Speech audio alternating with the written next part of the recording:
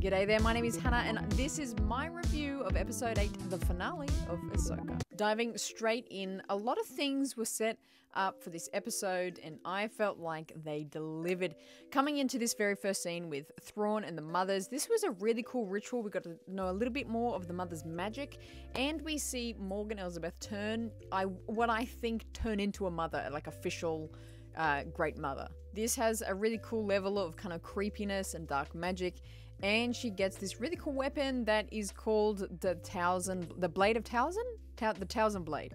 But a great callback to Mother Talzin, our favorite witch from the Clone Wars. This was really cool, Clone Wars fans. I hope you're really thrilled with that one.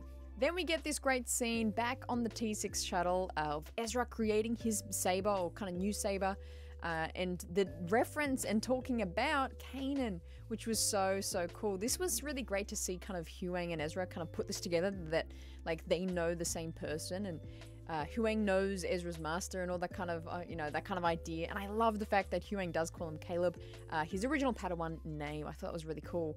But, and again, just a lovely little tie-in for Ezra to be using and to be given by Huyang, the other emitter, the emitter that Kanan uses on his saber.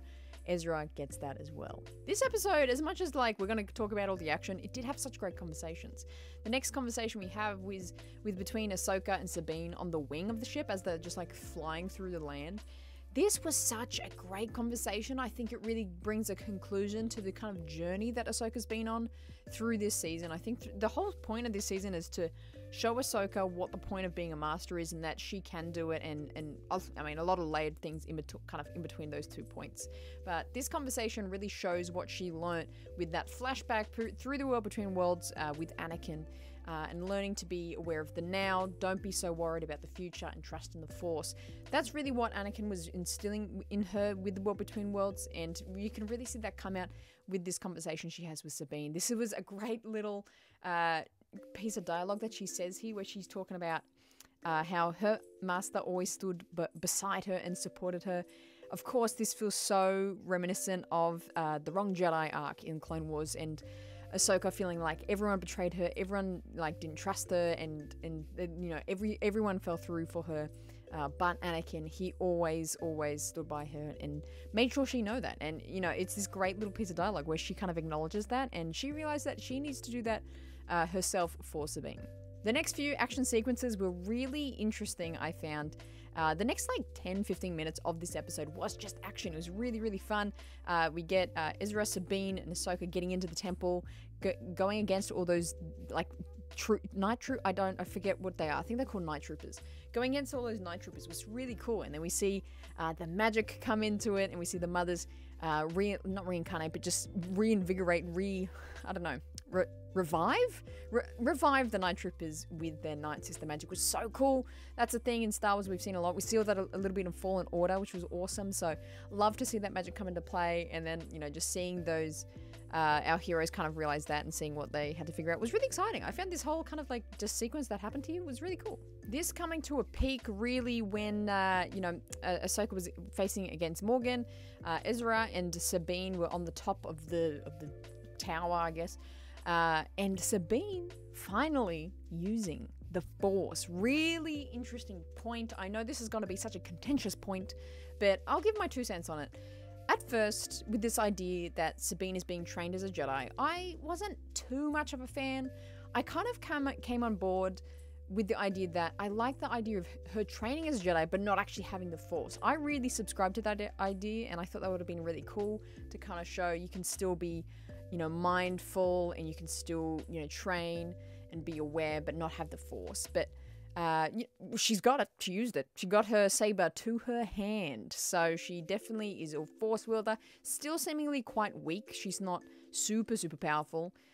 Understandably, she doesn't have a high midichlorian count. Huyang's like, you've literally the worst Padawan I've seen.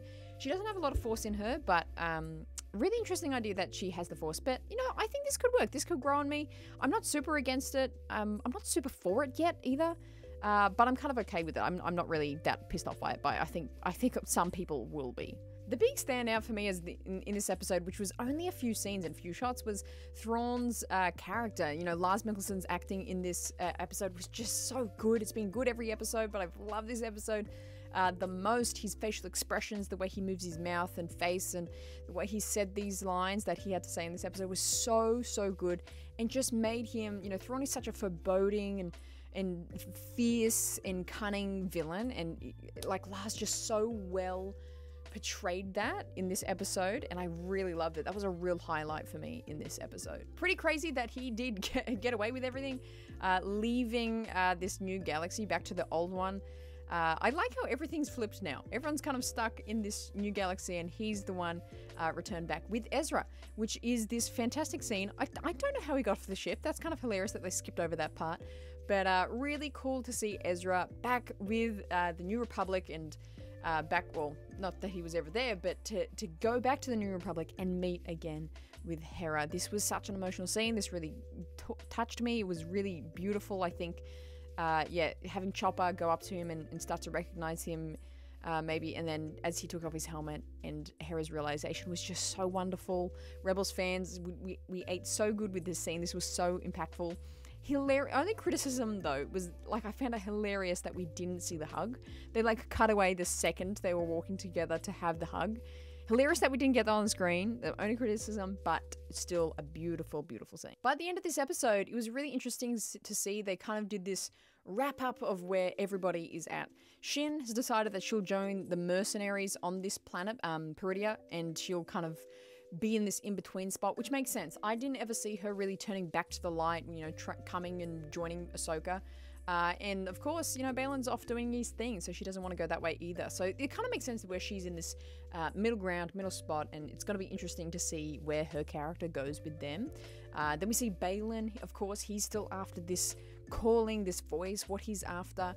Great little Clone Wars reference again, as we saw the Mortis gods statues. That was awesome. That was so, so cool to see.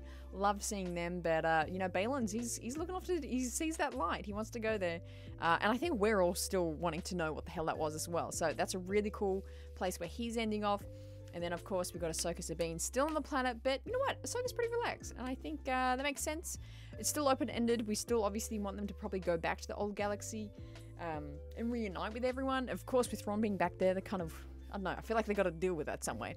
But such a awesome, awesome ending to this episode of feeling something in the night, and of course, a very Return of the Jedi-esque. We have Anakin's Force Ghost standing there watching over, giving that little classic Anakin smile. This was such a beautiful ending, very Star Warsy. This just has Dave floating written all over it. It's such a cool little addition to add here. I just love seeing him again. Even like we saw him for like 2 seconds and he was just standing there. Beautiful. I thought that was such a fantastic and impactful ending. Overall, I felt like I could have had a little bit more punch in some parts of this episode for the finale of a season, but it's still a really good season finale. A lot happened. Morgan died. I forgot. Did I even mention that? A lot still happened. Thrawn's back, and we got to see where everyone's at. So I'm going to give this a solid 8.5 out of 10. I really enjoyed it. It could have had a little bit more in it, but I really loved this episode. Of course, I would love to know what you thought of this episode. Make sure you drop down below your thoughts and review and kind of summarize your thoughts in this episode. Would love to hear it. I can't wait to do my whole season review of this show. It's going to be so good. I can't wait to dissect everything I love about this show.